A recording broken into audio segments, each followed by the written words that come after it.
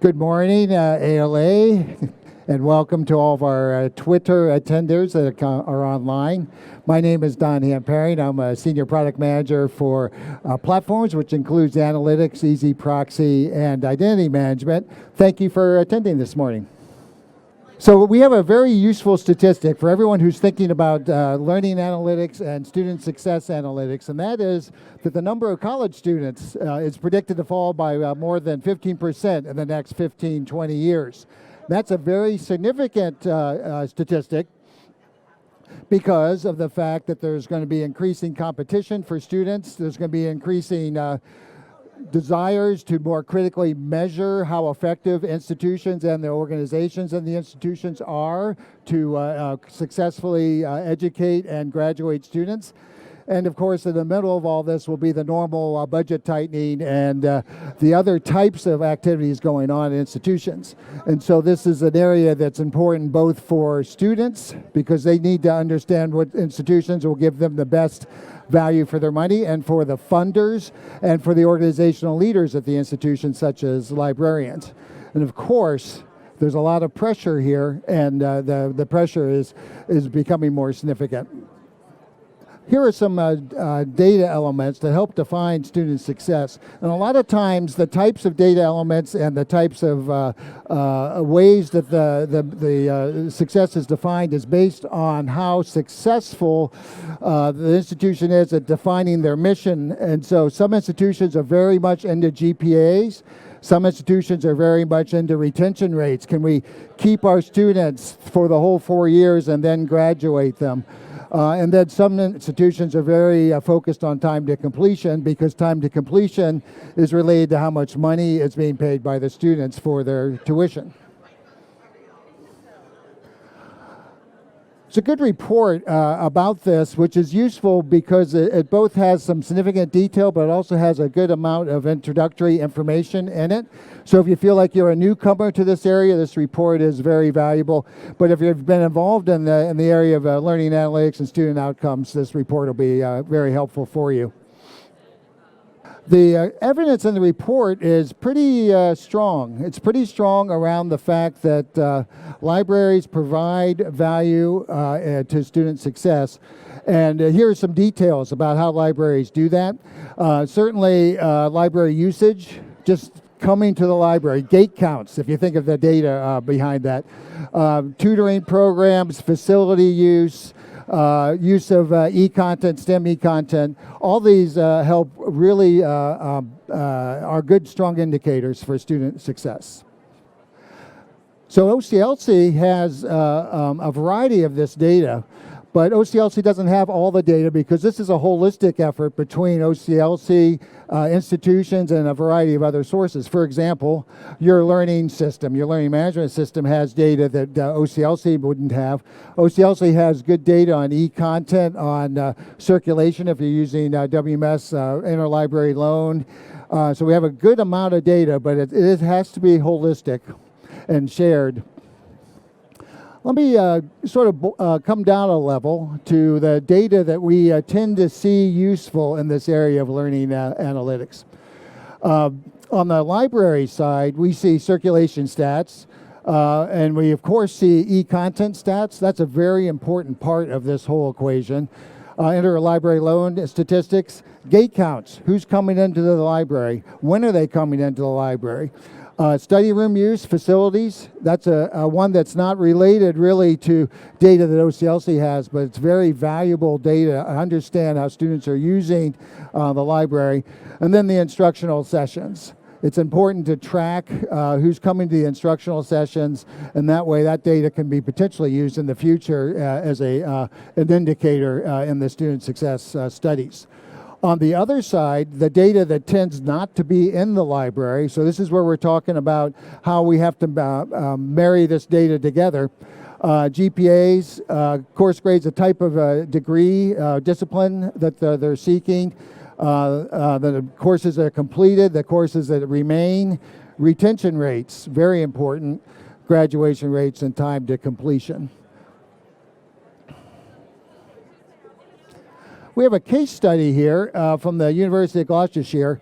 Gloucestershire a few years ago, started really thinking about getting systematic about using learning analytics throughout the whole educational process. So many times the analytics is only used for data analysis, maybe at the library, maybe at the provost office. But in this case, what they decided to do was to take this whole process and move it to the instructor so that the data can be formed, user interfaces were built, and that information is now in an active production process. So the instructors get information, they get to see how their students are doing, because sometimes this data can end up just living somewhere and not being useful at to the instructor. And I think this is what Gloucestershire did a great job. So what they did, they analyzed user transactions, mostly e-content transactions from EZproxy. They also used circulation data from WMS.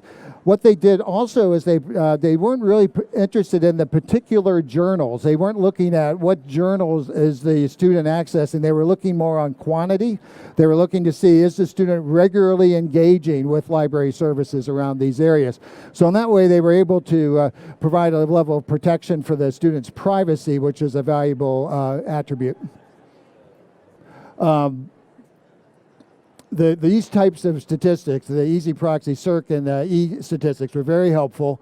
And so I think what they wanted to do was get to the point where they had a dashboard. So here's a sample dashboard at the Gloucestershire for student success. So if you picture this is for a particular student. Here are the courses that they are taking, and here are the dashboard indicators.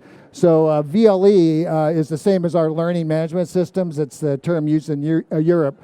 So it's essentially learning management systems, grades, attendance, and then they have a set of issues that you can click on, and the instructor, this is an instructor view, can see how their student is doing. And that is, I can't emphasize this more, that it's really important that the data makes its way through the whole educational process. Their current activities, first is along learning analytics. So what we just described were the set of statistics that help work and define student success. They have a production workflow. Instructors are getting information. Now they're looking at curriculum analytics, which is really related to taking some of the data here and getting more details around collection use, facility use, and other parts of the library's facilities. And this is essentially, if you think about it, it's a drill down for the library as an organization to look and seeing how effectively they're using their resources. And then the highest level one, which is harder to do and is more an embryonic stage, is organizational analytics. How do organizational leaders align to institution goals? So in this case, these statistics are related on the various organizations in the institution, and because they're all competing for funding, because many funders are looking for statistically based input for their decision making, this is going to be the next thing they look at. Here are some suggested actions. If you're in the library and you're thinking about what do we need to do, the top 5 things that we would recommend that you to do as you start working your way into this. First of all, make sure your library's assessment, so the data that you gather, the way you do assessment in your library matches the institution's mission. If it's retention, make sure you're thinking about that in your own data. If it's GPA, think about that, for example. Make sure you get a seat at the table. Libraries are uniquely qualified to be at the seat in the institution. Libraries manage data. They understand the ethics of managing data about people and about resource usage. And many of the other organizations may not feel as comfortable with that type of assignment. So get a seat at the table. Quantify. Make sure you have a plan to actually demonstrate your own success as a library. And then from that, be like Gloucestershire. Make sure that you take it into processes that get to the educators, the instructors, and others. And then collaborate, which is sort of related to number 4. Make sure you're collaborating with the educational leaders. Make sure they know you have a process to get them the data they need. And that'll help significantly in the library involvement. With that, I'll take questions. Thank you, everyone.